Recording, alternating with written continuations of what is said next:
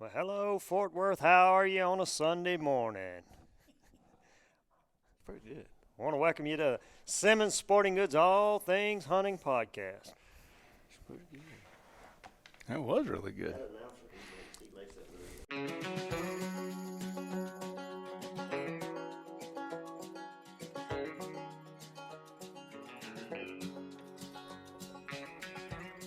Welcome to the Simmons Sporting Goods All Things Hunting Podcast, brought to you by Browning Firearms, the best there is, Realtree Outdoors, Swarovski Optic, Browning Ammo, and Banded Waders.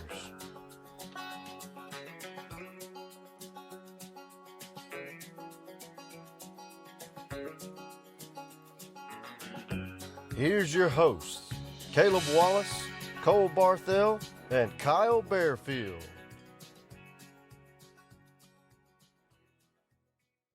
Wicked Blend from Browning, the ultimate in waterfowl ammunition, featuring the Wicked Wad system. Aerodynamically stabilized for greater downrange energy and extra knockdown power.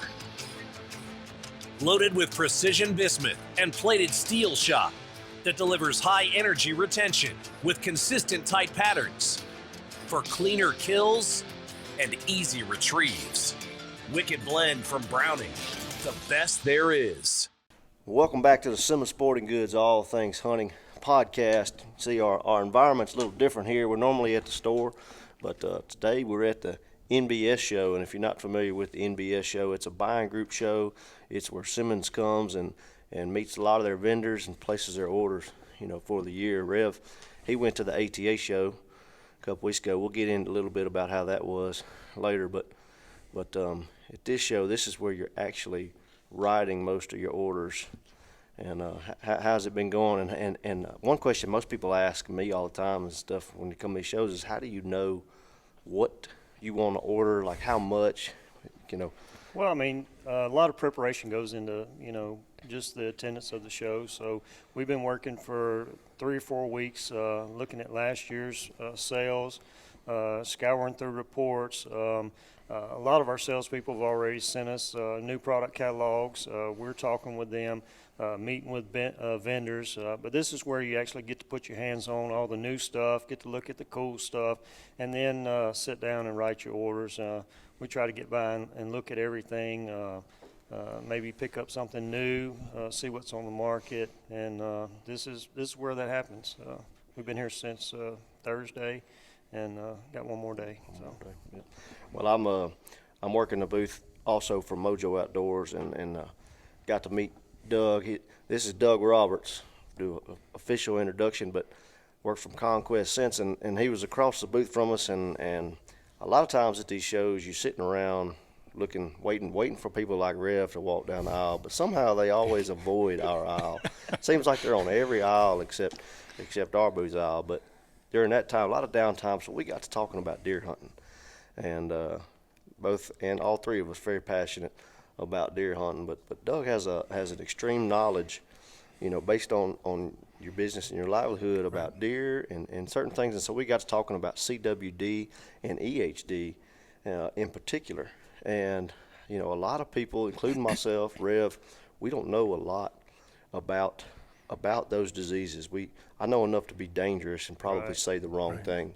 And so, what we're going to do today in this podcast, we want to dive into specifically CWD, but EHD and stuff as well, inform, the viewers about kind of what it is, what they might hear from people that are in the know like you that they may not hear from the DNR. There's two different directions that CWD specifically has as far as remedies and what it is, and we want to just educate. So, the floor is yours to introduce yourself, talk about your background, and we're just gonna dive into it. So listen if you're interested in CWD and EHD and how it has killed your deer or not killed your deer, what it's going to do for the future of deer hunting, this will be a podcast for you to listen to. This would be a good one, yeah. My name's Doug Roberts. Of course, my wife and I own Conquest Scents. We also own Conquest Deer Farm. We've been raising whitetails now for 32 years. Wow. And through that process, we figured out, of course, how to collect the scents and smells that we sell to you guys. That's right. And you guys sell to the hunters. But what's very interesting is being in the deer farm, you said it exactly right. There's two different distinct avenues. You have the DNR direction, which is like with CWD, they're trying to slow the spread. They've never said we're trying to eliminate or stop CWD. Right. Because their job literally as biologists and managers of that deer herd, they're not experts at how do we fix or stop a disease. That's not their job. That's not what they do. But when you go to the deer farming industry, a lot of us are looked at as agricultural. It's a farming practice. Now that takes in USDA, that takes in the Department of Ag, and that's where they specialize. They specialize in eliminating or stopping diseases. And so when hunters look at this, they're only kind of hearing this one side. Right. And with CWD, it's been around for 40 years, and all of the, I'll say, scare tactics, the things that they thought would happen, haven't happened. Right. It hasn't wiped out any deer herd anywhere. It hasn't transferred over to humans. And so hunters, I think for the most part, are going, what's the big deal? You know, Right. It may kill a few deer. But in reality, the DNR agencies, when it pops up, they're actually killing more deer than the disease itself. Right. Explain what CWD is in your opinion and how it's spread and that, and everything. Well, we're learning stuff all of the time. So chronic wasting disease is where you have prions in the deer system that actually misfold, and then they get up into the brain and they actually create holes in the brain until those holes become so big that the deer just loses its mind. It'll stop eating, it'll start drooling, it loses the fear of people, it loses body weight, and then it finally just drops over dead. Right. Now, that situation, very few people have ever seen Okay. in more of a controlled situation. What the deer farming industry has been able to do is we've been able to start studying not only the disease, but we've looked and said, okay, what's similar to it? Well, scabies in sheep was very similar. How did they eliminate scabies in sheep? Well, they looked at the genetics of the sheep, and they said there's some resistant animals that just don't get scabies. And when they have offspring, their offspring don't get scabies. So what's in their genome system that is different than one that's very susceptible? So we took Dr. Seabury and did the same thing. We said, can you run the markers on the whitetail deer and elk to tell us what markers have resistance?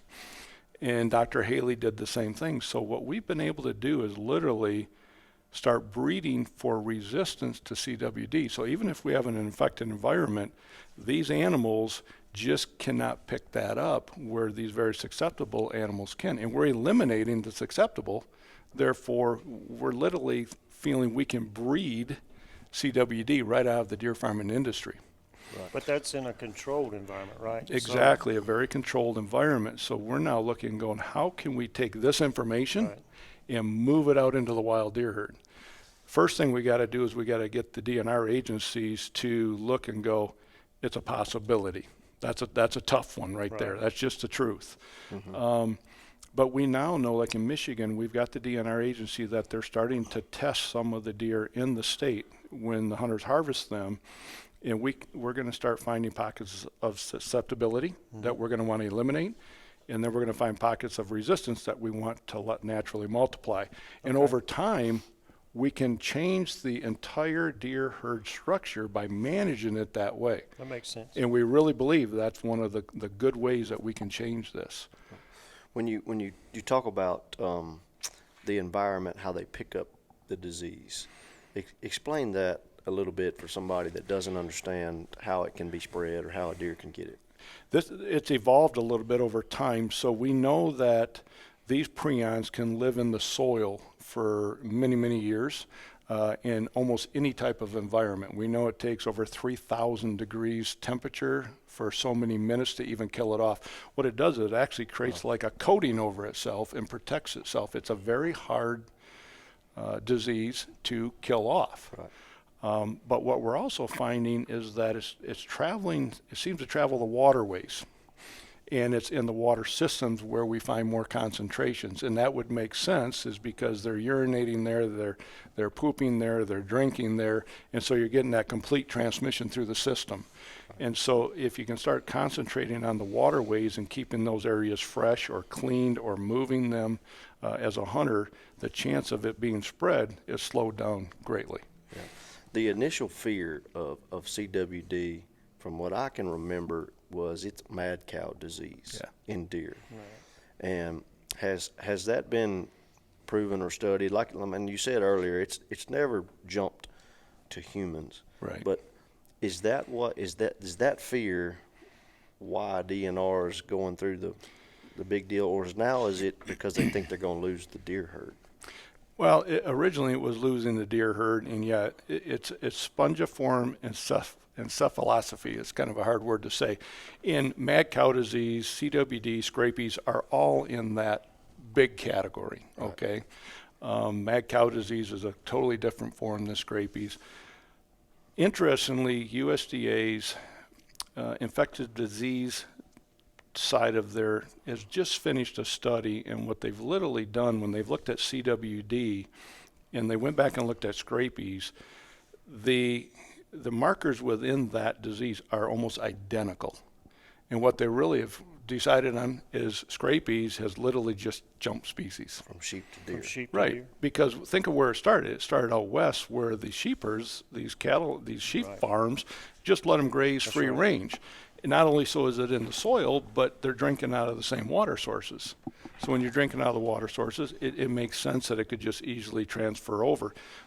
But if that is true, then there's no threat to humans. And we also know it's not going to wipe out any deer herds. Here becomes the fear. Now all of a sudden these millions of dollars that are being spent through the DNR agencies get pulled away. So what happens to their budgets? People, it all comes down to money. It's called the money, and you'll find out. Politics. Right. Exactly. So we get frustrated at times because it's like, look at the true science, and the science, I think, is saying we don't really have something we have to worry about like we thought we did 20 years ago, 30 years ago. Right. Do you think that what DNR is recommending, you know, I've heard of, and I don't know if this is true or if this is rumor, but they're hiring people to come in and just kill every deer they see in a certain area where one has been tested positive. Right. What's your opinion on that? Don't do it. Yeah. I mean, look at Wisconsin. They were the first one that really did it. They went in and they were going to eliminate every living deer in that 1-2 county area, and they spent years trying to do it. First of all, they did not succeed. Did not accomplish. Not even close, because what happens is as soon as you create a vacuum of openness, everything from the outside goes in. And as fast as they were shooting them, they just kept running in. And secondly, it didn't change the infection rate one bit. And so they literally, I'll give this applaud to the DNR of Wisconsin. They've been telling all the other states, don't do what we tried to do. It did not work. Right. And yet some agencies just go, nope, that's the way we're going to do it. That's the way we're going to handle it. Michigan's kind of a little bit different. They're looking and going, okay, even in the farming industry, if you have it, let's start testing everything in that area. Let's test all the animals you harvest or you kill or call out, but let's keep you in business so we can market that. And the DNR isn't quite doing that, but they're not going in and wiping everything out. They may increase. Let's increase the doe cull a little bit. Get the age of the entire group in that area down a little lower. I don't know in Michigan if they can get any lower, but we got a young deer. You got rifle season for that. Huh? Yeah, exactly. Well, you know, there was several cases that were confirmed near where we are. Mm-hmm. And so some of the measures that they took were to stop hunters from feeding because they thought that these were congregation areas, and so where deer were coming and feed, and then there was a greater chance for this to be transmitted between positive deer and, deer that didn't have it. I mean, what's your thoughts on that? There's two thought processes on that, and I can't say which one is right or wrong. I know I have my opinion, I'll tell it, but if you congregate deer in an area and you have an infection there, whether it's a water hole or a feed source, you do increase the chance of spreading that to more deer. I mean, it's just the truth. But at the same time, there's another side that people look at and go, if all of us as hunters are putting these little bait piles out or little water sources out, and we keep the deer all spread out, so you only maybe have 4 or 5 coming to yours, you only 4 or 5, and they're not all coming to mine, that's a whole nother way of keeping the deer spread out so they don't congregate. Okay. Therefore, we're not multiplying and spreading the disease either. So if you remove all the feed, then there's limited food sources, and every deer goes to that. Exactly. I mean, especially in the winter. Yeah, sure. Think about that. Oh, yeah, Everybody comes together. Well, now you're congregating. If everyone was able to put those little feed stations out, you keep all the deer spread out from each other. So there's been 2 theories, and personally, from the farm standpoint and how we manage our deer, I agree with the second one. Keep those deer spread out. Plus, they stay healthier. The healthier you can keep a deer, the less likely it gets sick. Yeah. And where me and Cole hunt, you don't know Cole. He works for Realtree and has been my business partner in all things hunting for about 10, 15 years with my best friend. But he's got a place in Delhi near the river, and he has supplemental fed these deer as much as anyone in the country. I mean, I'd be scared to know the feed bill on this farm. And Madison Parish this year decided that it's like what Rev talked about, no more feeding of the deer because they found a CWD close by. And we were killing deer in the past, bucks that weighed 275 pounds and does that weighed 180 pounds, 170 pounds. And now this year, the biggest buck we've killed weighed 220, and the biggest doe we killed weighed about 115 pounds. And there's so many deer in this area of the world, like you talk about with no feed, all the deer being congregated. There's a cotton field that's been picked, but it comes up with a natural, and I wish I knew the plant, but a little natural green plant that comes up late season. And right now, right before dark, you can walk out in that 50-acre cotton field, and there's 150 deer out in that field. Right. And you can see the browse line, in the WRP part. So the deer they're starving to death, right? Basically. And so I know they're, like you said, probably not. They're probably weakened some immune system, because of that. Leaves them more susceptible to diseases. But no, you're absolutely right. We always, in the farming industry, say you got to fill in the gaps. As long as you keep all the gaps of vitamins and minerals, nutrients, protein levels, energy levels filled, that deer really doesn't have the ability to get sick because it has such a strong immune system. Plus the body weight, when a buck goes through into the rut and he wears that down, the faster he can gain that weight back and going into the spring to start growing antler, the stronger he and the healthier is. He's going to fight things off much, much better. See, I think this makes sense because just from what I understand, I think the cases that we have seen are more public land as opposed to private land. Right. And that would make sense because they don't have the people that are feeding protein. They don't have the supplements there. In the public land areas. No, it's total correlation. The other thing that hunters don't understand what they do sometimes is they really can damage their own deer herd is when they just put attractants or some feed out during deer season. Only for a short amount of time. That short period of time. What they don't understand is any time a deer's digestive system gets something new in it, it takes 25 to 28 days for it to build the microorganisms in that system to digest and take in the nutrients from it. Now that's basically a month. So if you only do this for a month or 2 while you're hunting, you've now completely changed that deer system over to what you're putting in there. You now pull it away. Now it's got to take two of the hardest months of months the a year year. to switch its system Wow. back to what's left. If there's things left, yeah. most of them will starve to death because they can't do the transfer. That's right. And hunters don't understand that process. That's why when you see spring coming in, things grow in over a month's period of time. It's that 25 to 28 days. As fall comes in, it's a month's period. And so hunters have to start understanding that type of what's going on in the deer farming industry. Has been able to study and learn that over all these years. So another one that's really unique is humic acid. Now, you'll hear a lot of people that'll say, scientists say, it has nothing to do with it, but we've been doing humic acid in our feed formulas for a number of years. And what we really know it does is it balances the pH in the deer system. We all have alkaline and pH levels that go up and down, definitely in different things of what nutrients do we have, what are the times of the year. But if we can keep that balanced, it's almost impossible for a prion to misfold. And that's what CWD is. So if they have balanced pHs all the time, so that's another thing that is available to hunters to put into supplements. And it's really just mined naturally out of the ground. Really? Yeah, it's just nothing more than dirt, peat. But it, for some reason, it has that pH level that balances, and it allows the deer system, the liver, the kidneys, all of those things to function properly and filter. And now the heavy metals don't get locked up in their system. Prions cannot misfold. So that's a whole nother avenue we've been looking at that is totally different than the genetic side. Right. But our industry is looking at both of those. And there are feed supplements out there that hunters can purchase that have humic acid in it if they want to try it. Okay. So when I read a little bit on the humic acid, and it affects the deer. It doesn't affect the prion. So like you can't Correct. like put it on the ground and make it go away. Nope.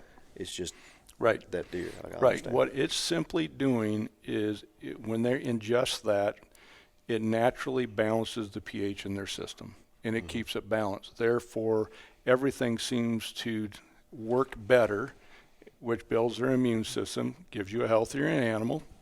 Like we're doing, humans do probiotics. Well, Right. guess what? The farming industry has been on probiotics for the last 50, 60 years, and now all of a sudden now all of a sudden we figured out, hey, it's even good for people. Yeah. Well, it's just as good for deer. Right. So I am. So our boss owns Simmons Sporting Goods. He's in the cattle industry, big cattle herd, and so I worked on the ranch before I ever came inside and did the sporting goods stuff. But a lot of the things that I'm seeing, and just like at ATA, stop and talk to some booths that have nutrients, and they're selling protein blocks and all this stuff, and they're talking about these things that we've been doing in the cattle industry for years, garlic and a lot of this stuff, flies, and and even they're talking about introducing worm or dewormer into deer herds, through vitamins or blocks and stuff like that, and it makes sense. I mean, a lot of it makes sense, and I was like, why hadn't we done this before?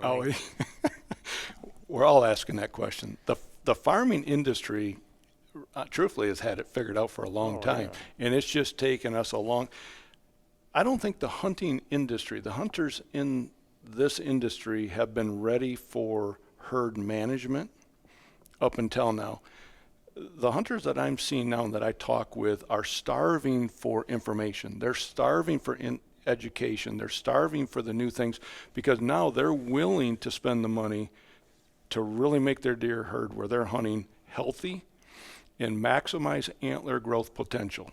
Yeah. I mean, you can't grow a 200-inch whitetail if the genetics in that deer is only 150-inch, Right. but you can definitely get 150-inch rather than that 130. Sure.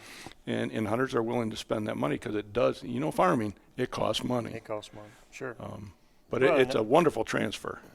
I don't know where, and you would think with so much information, or the availability of information today, why these things aren't being, like what you're talking about right here. I mean, this stuff, like, to me, I'm like, my mind's just whirling thinking about this stuff.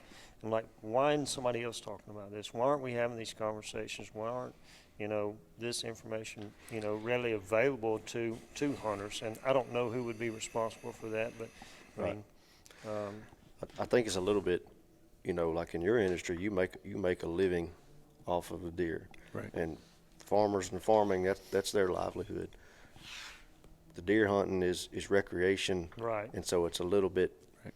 you know, it's not as important, but now. But it's you big know, money, though. It's big money now. It goes Oh, yeah. back Yeah. to what we said a while ago. Yep. Money is, I mean, that's I've said years ago, whoever really figures out a true healthy year-round feeding program formula, which we have, but to be able to get it to market, that's the hard part, is how do you get Sure. it to market, and then how do you get the hunters to understand it's the year-round program. Yeah. That's what's going to make the difference. You give somebody an instructions that on your farm, you do this now, this later, this part of the year and all Right.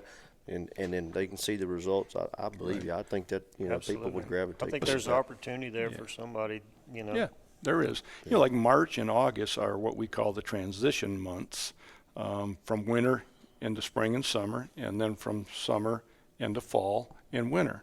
So, you know, the other thing that we've done, and it's kind of unique, is we've looked at how much protein level can a deer system take in at one time, literally digest into their system. Now, they can eat 30% protein, whatever, but what goes in. You know, in all the studies over all the years with our nutritionists, we found it's 19.4%. That's all they're going to, I mean, that's all they That's can what benefit. their body can take in. The rest goes out the Excrete. rear end. Exactly. They're going to poop it out, urinate it out. So if you buy 30% protein, you know this, that's pretty expensive. It is. Costs a lot of A money. lot more than 20%. So, but again, from a marketing standpoint, a lot of manufacturers go, but I make more money in that 30%. Well, and I think from a hunter standpoint, though, I mean, if we could get those guys to even like 15% is better than nothing. So Big time. even if you're buying a protein pellet or whatever it is, and you're supplementing year round, you are way more ahead than if you're only throwing that however much it is you spend. I mean, like last year, feed was astronomical. I mean, I don't know. I bet you I spent $2,000 to $3,000, you know, just on rice bran and corn. I'll trade you. I'll I trade know, your bills. I know you'd trade any day, but you know, I mean, just and that's all we heard. I mean, everybody I talked to was like, man, you know, rice bran's $13 a 50, and you know, corn's $10, and everybody's like going crazy. Our corn went up from pallet was $260 2 years ago, and it's over $400. Yeah. You know, this past year, and we still fed it. That's one thing Well, about yeah, deer hunters- hunters is they're going to buy it. They're going to do They're it. gonna spend you the know, money. And I understand it. If you work hard every day and you look forward to going hunting on the weekend, you're gonna make sure you have fun. Yeah. On The that weekend, other so. thing too is that, you know, our industry is looked at is if you can put stuff in pellet form. Deer are like us. Deer are like kids, and when I always do seminars, I always say deer are exactly like us as humans. What we go through in 70 years, they go through in 7. So for every year of their life is 10 years of a human's life, and so you can not only understand their personalities and kind of age them according to that, but also how they're going to act as they go through that.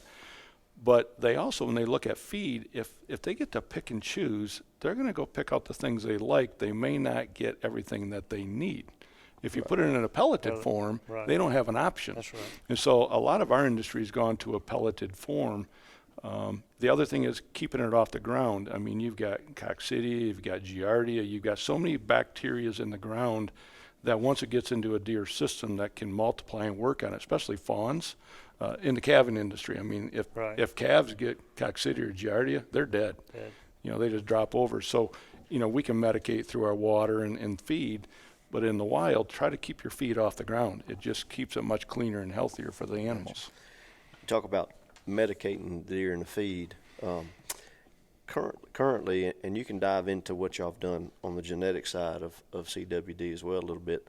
Is there any way to a vaccine or a medication that available yet for anything for CWD and we're going to get into after a break. We're going to get into EHD as well and explain the difference. But for that, really with CWD, you've got just the markers and you got humic acid that our industry is working on.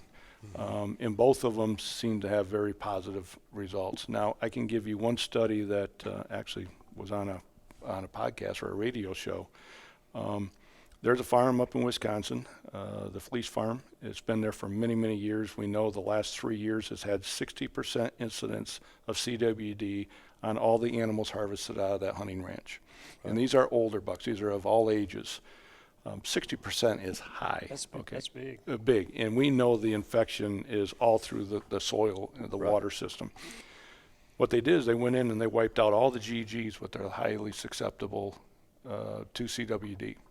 When you say GG, for somebody that's listening, that's you were talking genetics now. Right. and This markers. is genetic markers. So in deer you have GG, can have SS, you can have KK, you can have HH, and you can have combination of GS, KS. You can have any of those combinations, but we know GG is the most susceptible. So if they're in an environment that's infected, within 6 months, guaranteed they're going to have it. Right. Absolutely. And you'll be able to test them for it. So what they did is they went and wiped out all of those. And so everything in there had some level of resistance. This year when they actually harvested 49 of their bucks out of there and tested them, they had 0 infection rate. 0. So they went from 60 to 0. in 1 year? Just by 1 breeding? year. Just by literally eliminating the GGs. So if you look at it from a breeding aspect, if I just don't breed any GGs, I've increased my resistance rate dramatically. And so we've been doing that on our farm for the last 6-7 years. Right. And now you got Seabury's numbers, which take it down to, I can tell you that deer's more resistant than that one by 100th of a mark.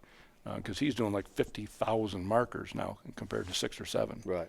So it's really taken off fast. But how does this translate over into the natural herd? Well, again, if we can start testing some of those harvests in the states and go find out where are those susceptible and resistant pockets. Start DNA testing those deer with the CWD. Absolutely. And then the DNR just has to start managing the deer herds with, doe permits and not doe permits. One of the things they did, so just north of us in southern Arkansas, they have a 3-point rule. So basically for bucks, it has to have at least 3 on one side. And so in these counties that were affected last year by the CWD, basically they said, okay, we're going to take away all the restrictions and we're not going to restrict you so you can shoot anything. Yeah. And so I guess by that they're trying to increase the harvest. There was a study done many years ago out west that they studied all of the bucks that were harvested out there. And what they found was that the older bucks had a higher percentage of CWD infection rate than the younger bucks. We look at that and go, it's pretty flawed, because when we all go out west hunting, we go out west hunting for trophies. And we're only going to shoot a mature buck or a trophy buck, and if we don't, we're going to eat the tag. And so they did this study out there, but they only got the older group of deer. They never really got the young stuff to see, is that true? And so the DNR agencies, that's the only study that I know has ever been done. So they're using that philosophy. We got to get younger deer, younger bucks. We got to get all the older bucks killed off, and then we won't spread the disease. But it was based on that one study. So, Wow. I think the next Civil War would start around Delhi, Louisiana, if they went into Cole Barthel's farm and said, we got to kill all the older bucks. We got only little bucks left. Oh. It would be bad. Again, when you look at the deer farming industry and you look at even like the Fleece Ranch, they've got 4, 5, 6-year-old bucks there, and they're now pulling them out, and they don't have the disease. So there's a lot of promise. It's getting the DNR agencies to look at the science and go, well, let's try it. But again, it goes back to the money. So if they feel like they're going to lose budgeted funds, then, and this just makes me think about some other stuff we do, politics in our, It's all intertwined, and it's is. very frustrating, but it's the reality of it, because right now we're talking about the number one most emotional whitetail or animal on the planet. Mm-hmm. Tell me one person you've ever met that doesn't love a whitetail. I don't care if you're 2 years old or if you're 102. You may not like hunting, but they all love the whitetail deer. Right. Everyone loves seeing it. So it's so emotionally charged, you're always going to fight that. That's right. That's very, very interesting information, and makes me want to dig in more. And I know, same thing for Rev. But we're going to take a little break, and when we come back, we're going to talk about another whitetail disease called EHD that has affected me personally on places I hunt more than CWD. Accuracy and innovation live on in Browning X-Bolt rifles. The X-Bolt Pro family features ultra-stable carbon fiber stocks, the protection of Cerakote finishes, fluted barrels and bolts, and the innovative Recoil Hog muzzle brake. The Recoil Hog reduces felt recoil by as much as 77% while minimizing muzzle climb and dust signature to keep your downrange target in sight. Put performance in your crosshairs and squeeze the trigger on X-Bolt accuracy today. Welcome back to Simmons Sporting Goods All Things Hunting Podcast. We've been digging into deer diseases and whitetail. We got special guest Doug Roberts from Conquest Scents.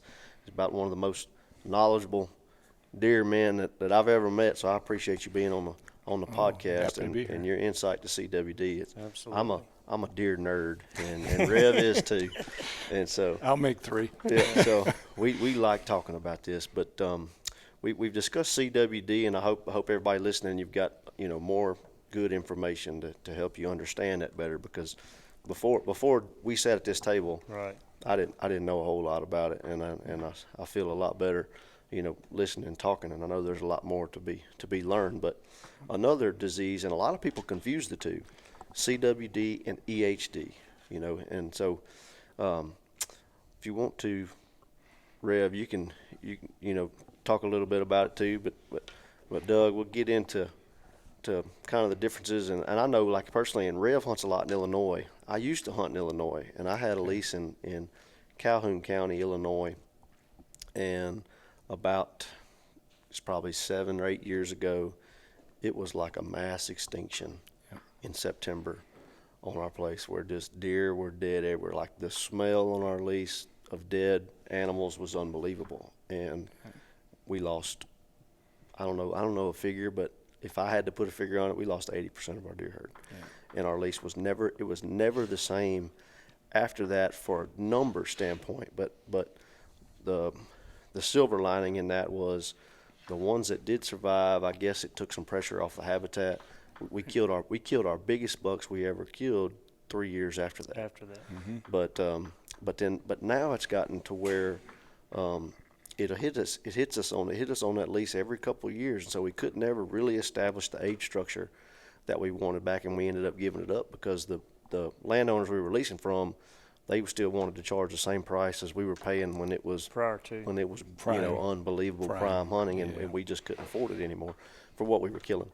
Right. And so for people that don't know, if you could dive into EHD and what it is a little bit. Okay. EHD is actually epizootic hemorrhagic disease. And so it's very different than CWD. CWD is a prion misfold, where this is actually an infection spread by gnats. The gnats, there's swarms of them actually that will go at times. They love to be around moist, cooler water areas.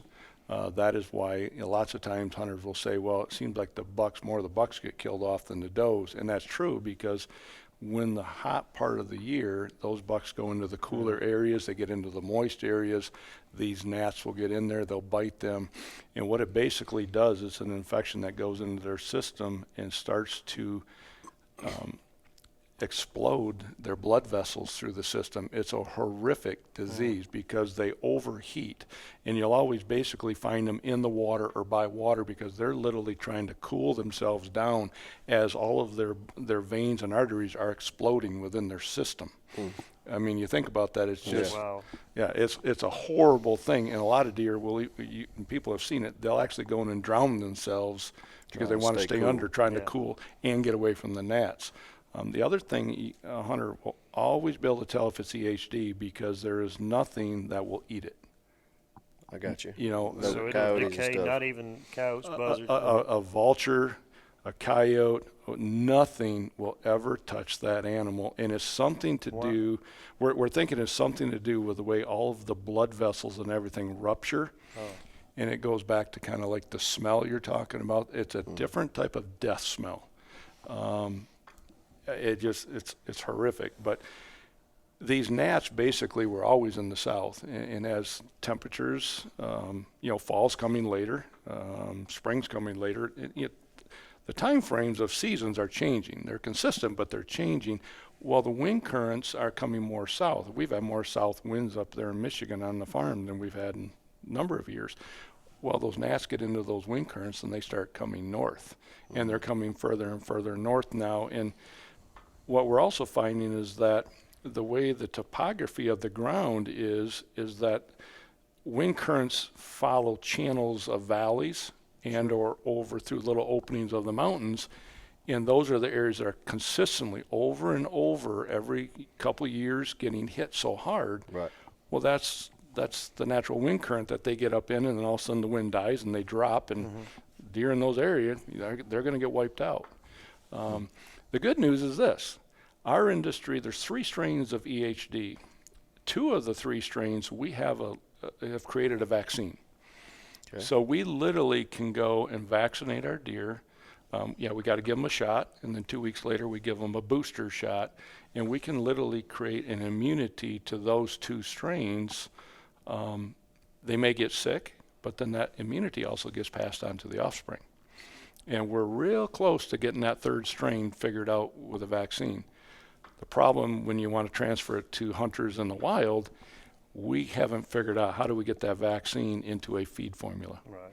If we ever do that, that is going to change. That'll change. Yeah. And whoever has that formula, going to have going to get wealthy. Me and Rick. Kyle. Come on, Me Rick. and Kyle are going. That's when we leave this meeting right now. That's what we're going to figure out. Well, there's a few people I'm sure honestly there are. working on I'm that sure one. But it's so there's again, if you want to say there's some positive things coming, we just don't know how to get it into for the wild deer herd right now. And this is just ignorance because so EHD and blue tongue, is that? They're very similar. Okay. Yeah, they're very similar. Some people say EHD and blue tongue. Up where I'm at, we've never had a case of blue tongue ever. Now we know EHD has kind of hit the southern western side of Michigan a couple times, but again, are we nervous about it now? Yeah, because I know a couple years ago we hunt southern Illinois anyway, and I remember one year it just seemed like everywhere you went there was dead deer, and they were almost always like you're talking about. They were either going to be ponds, some type of water, either in the water, near the water, and found several carcasses. And it wouldn't be just one here or there; it'd be multiples at at one place. And I don't know. We talked to DNR, we talked to the people up there, and they were like, no, that doesn't sound right or whatever, what I mean? So I don't know. But you think about it. I mean, all of the bucks, they all group up all summer long while they're growing antlers. And so if that batch of gnats gets down into that cool area and that whole group's there, it's wiping that group out. They're all gone. Right. And that's really the damage that they can do. Well, like in a controlled environment where y'all are, raising deer, breeding deer. I mean, in cattle, some of the stuff we do fly control, to keep gnats and flies and stuff away. We do the same thing. Same thing. Yeah, we've got mesh netting that now is impregnated because lots of times those swarms will be only so many feet off the ground. As soon as it hits that netting, it kills them all off. We've got fogging systems now. That some of these, I got a 100-acre farm. I can't fog a 100-acre farm. I mean, just economically, I can't do it. But most of the deer farms are smaller, maybe 5 to 10 acres. Some are 20 acres. They do have the ability to fog that whole area or net the perimeter. Now they've got to come up over and drop in, and it just normally doesn't happen that way. I got you. Yeah. What is a deer's resistance to it? It can, does it kill 100% of them that get it, or do some of them survive it? There's a few that do survive it, and again, it's because they do have some natural immunity. We don't understand exactly what it is, but they do get stronger from it. We do know if a deer gets infected, gets sick, and does not die from it, they get stronger. If they were to get bit again, they wouldn't get near as sick. And we do know that it passes on to the offspring to some extent. How many generations down, we don't know. Oh, yeah, right. Because even with us, we're still boostering, every few years. It's just nature. It's a bad way of culling, but nature has a way of culling its system. I think, when you were talking about the CWD, I was thinking, and you were talking about in uncontrolled environments and stronger and weaker. I mean, that's God's way. I mean, that's the way it's always been. That's the way it'll always be. Right. And I think, God's going to take care of that. Every species on the planet, including us as human beings, Exactly. nature has this way of the strong survive, the weak die out. The difference with us is we think we're so smart that we can outsmart it all, and we might increase the lifespan a little bit. Sure. It's still going to happen. That's right. Yeah. But overall, EHD, it's originated in the South, but Right. over the years, we don't see it as much in Louisiana that we know of, like we do up north, and that's because it's more recently just been moved up there by these Right. winds and stuff, and those deer are not resistant to Wasn't it. that a big deal up in Montana a couple of years ago? Big They deal. had, Yeah. devastating. Yeah, In like- Wyoming. Yeah. Wyoming, yeah. And that's the thing. I mean, the wind currents, and you look at the weather and talk to weather people, the wind currents over time are starting to change, and we're starting to get more of that going down. And You're not suggesting global warming, are you? No, I am not suggesting global warming. Just ask North Dakota. Ask my farmhand this morning when it was Oh, yeah? nine below zero. Oh, my Yeah. gosh. Yeah, he says, I'll go do waters later. And it's like, maybe just leave him alone. Yeah. It's just, cold. and again, that's what people understand is that cold type of weather really does a lot of good things. We find out who's weak in our deer herd. Well, It kills off all the stuff in the ground and the soil. Well, that's what I was going to ask because, we always, as farmers, ranchers, we always thought that more harsh winters, would kill all the mosquitoes and, all the stuff that were really bad. But, we would kind of think, well, we get a hard winter this year, spring's going to be better. But, man, it seemed like, it really didn't matter. I mean, you could have a mild winter, you could have a hard winter. Still going to have, where we are in the spring, man, the gnats get so bad. Okay. It is unreal. Mr. Jeff's got a place over in Mississippi. We graze some heifers over there, and man, you go over there and literally they will get in your eyes and your nose. I mean, ears. You kind of it is if you don't wear glasses, and I mean sometimes we have to put Head nets. We don't wear the head nets, but I mean, we use some stuff that you actually put on, on your face to keep them away, man. But you talking about it is miserable, and it's the same way, on these animals. I remember a couple years ago we went early season on a whitetail hunt, and I was miserable, and I know a doe and her offspring came and literally they would lay down and just twitching. I mean, because of the the bugs. I mean, they could not, and basically they would lay down for 1 or 2 minutes, get up and move, and wouldn't move very far. Do the same thing, lay down again, and they just couldn't. We see it in cattle. When cattle are like that, they get stressed. They don't drink. They don't eat. It creates a lot of problems. You really wonder how they don't go insane. Oh, I would literally, I would go insane. Yeah. Because it drives me crazy. When we're working in that environment. Well, you brought up earlier about the garlic, and we do put garlic in our feed because that comes out of the pores, and they might fly around our deer, but they don't land on them, and it's a big difference because now they're not having to twitch and use that energy up. Yeah, we started using a product, vitamin, and blocks and stuff, and they're using garlic and they're using like cayenne. Okay, cayenne pepper. Yeah. And I know that sounds kind of crazy, but like you're talking about, you get in the pores, and I mean it does something. I mean that. It does. The problem that we have is, we have part of our deer farm is what we collect all of our scents from. Oh, You don't want Exactly. the garlic and cayenne in that. We didn't think about it, and so we fed everybody, and we started collecting Evercomb, and also we're like, you smell that?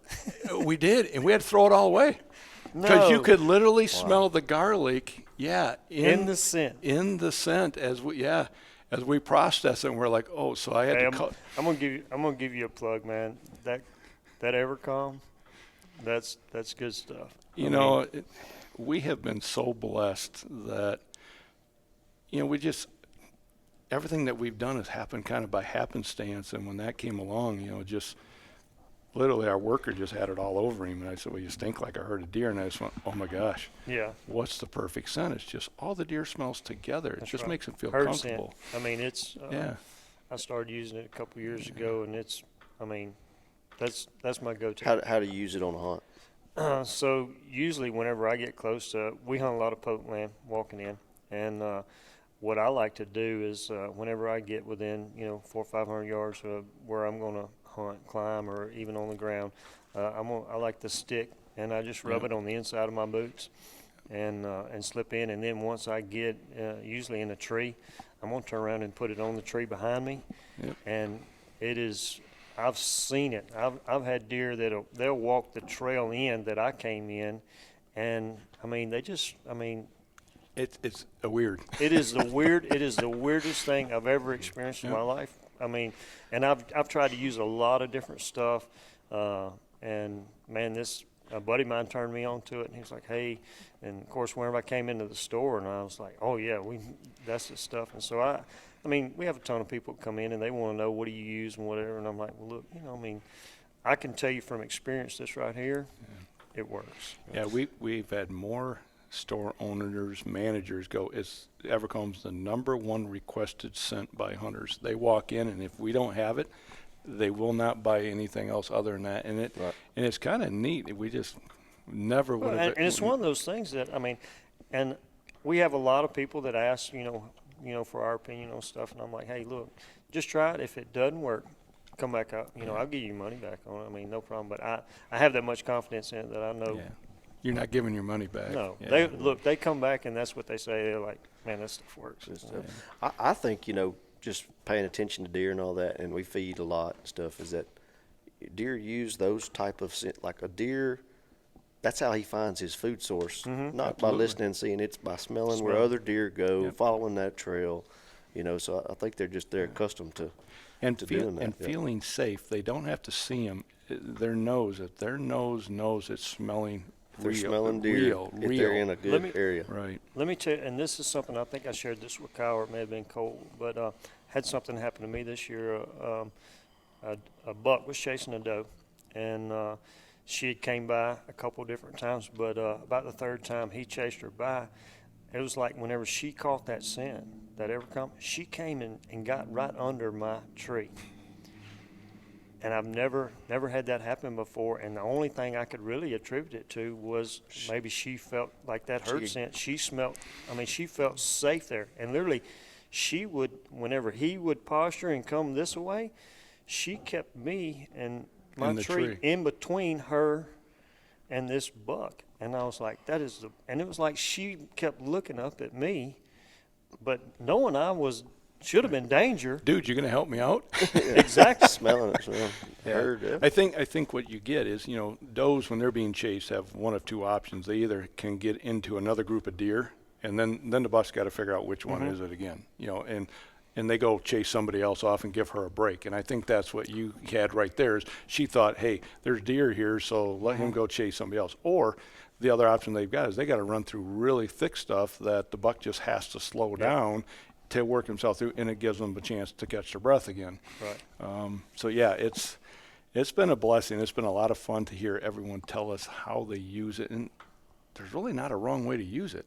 How do you use it? I'll put it on my boots, my pant legs. Before we had the bombs, I even put it on my arm. So if I'm bumping anything going in, then it just leaves deer smells. But I do the same thing when I get up in there. First thing I do is put it right above my head, because wherever my breath is going, that scent's going right along with it, and I want that to mirror. But the thing that we found is a lot of them will come from downwind.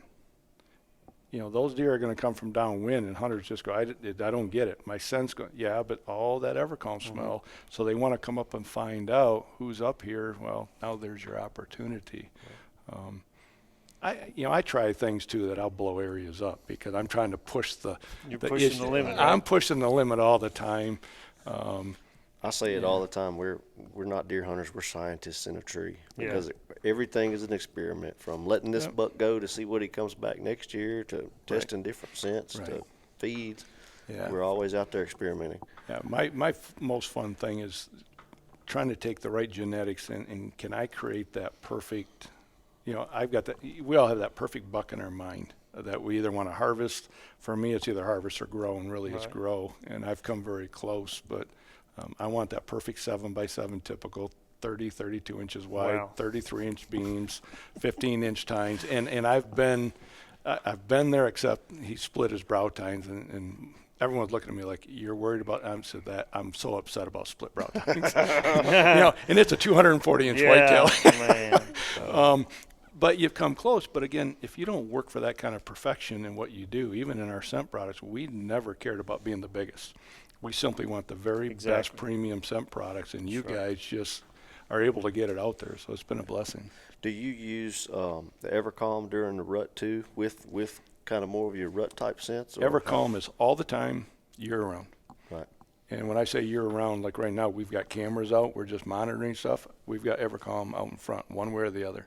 Whether it's hanging in our stink sticks, whether we wipe it out, and it freezes at times right now. Right. But No, I've never thought about that. That's a great idea. Yeah. That's how we do for our feed, is that we want the deer to associate the taste and smell all the time, so that when they walk by, they smell it. Oh, that's good. I didn't even think about that with scents, but So you you want can the do same that with thing. cameras, like Evercalm with absolutely. Man. Our stink sticks, which are so nice because it's the wax formula, so if it's not freezing out, they'll last about a week long, and then you just take top off, dump it up, dump a new one in. But you're getting perfect pictures all year long of everything you have there. And if all of a sudden you start to see a problem or an issue, you can adjust to it or whatever you have to do. But we always have it out in front of our trail cameras. That's good information right there. Turkey hunting, where we hunt, that's right where the whitetails are. Man, I'm wiping Evercalm out, because if I got all the deer around me, man, those turkeys are coming in. They're not thinking anything about that. So people don't think about a deer scent turkey hunting. Where we're at, we have to hunt both species right in the same area. Yeah. So Yeah. if I got deer blowing, turkeys are staying over there out of range. So Yeah, well, that makes sense. What I've seen in the booth, different applications for your scents. Go through a little of those for us. well, you got the liquid formula, it's the old standby. Then we've got the wax formula, and we're the first ones that came out with that, and everyone thought it was a joke until they figured out it was really easy to apply and the evaporation process. And then we went to the aerosols. And then a couple of years ago, we came out with the scent fire unit, which actually is a vaping unit, where you put the cartridge in. And what's neat about that is you can use it by remote. So if you can put that unit out 40 yards out in front of you, and you can set it off and put as much scent into the air as you want. Plus, it's a really good wind detector. And one remote will work multiple units, so you can have different scents out there. An Evercalm, a VS1, maybe a rutting buck, depending on what time of the season. Right. And you can be putting that scent out when you feel you want it going into the bedding area. And that's one of the things I like about it, is you can set that up where it will carry down into the bedding areas and pull those deer out a little bit early. If you can gain 5 minutes on those deer stepping out, that's the chance of shooting that big buck. And then the new ones this year are the thermopads. And that's just a paper wafer that you can hang out any time of the season in front of trail cams again. Right. They last about a week in that form. But when you get into cold, freezing temperatures, simply slide them into a butane heated scent dispensing device. Thermocell. There you go.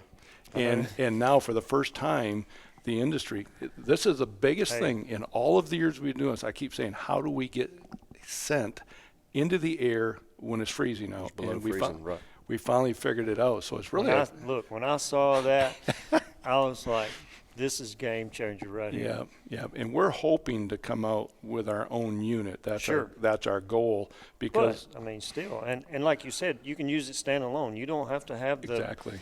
The heated, the butane. Well, and it can be used also when it's not cold out, and it even emits more scent out in warm weather. So I can't wait. I can't wait to try it. I got guys in Texas right now that's what they'll put in the blind with them, and he says, "Man, it's just as Evercalm like crazy." I'm like, "How perfect is that?" I didn't even think about it. Yeah. So Absolutely. kind of cool. So those are the new ways that we're dispensing the scent out. Right. Yeah.